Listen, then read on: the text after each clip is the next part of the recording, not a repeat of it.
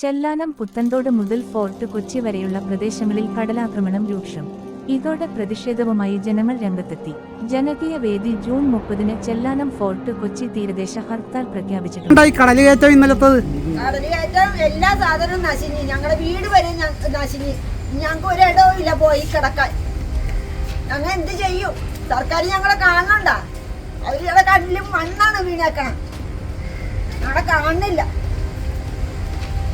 ഞങ്ങൾ ഇനി നഷ്ടപ്പെടാനൊന്നുമില്ല. ഞങ്ങൾ കണ്ട വീട്ടിൽ കിടന്ന് കലം കഴുകി ഉണ്ടാക്കണ സാധനമാണ് ഇതെല്ലാം പോണത്. കണ്ണമാലിയിൽ 50ഓളം വീടുകൾക്ക് കേടുപാടുകൾ സംഭവിച്ചു.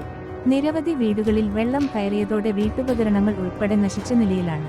പലരും ഇവിടെ നിന്ന് ബന്ധുവീടുകളിലേക്കും വാടക വീടുകളിലേക്കും മാറിയിരിക്കുകയാണ്.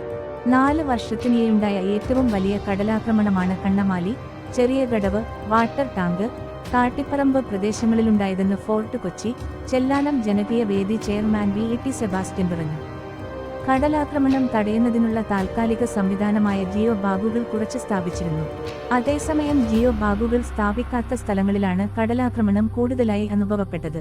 കടലാക്രമണ ഭീഷണി നേരിടുന്നതിന് ശാശ്വത പരിഹാരം കാണണമെന്ന് വർഷങ്ങളായി ആവശ്യപ്പെട്ടു വരികയാണ്.